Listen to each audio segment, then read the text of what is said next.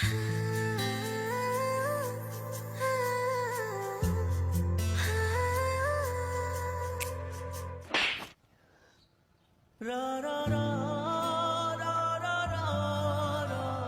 ভাবোটাকে তুমি নিজেকে?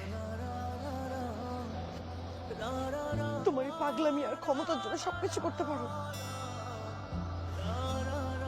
মন চাইলে ভালোবাসতে পারো, মন চাইলে না বাসতে পারো,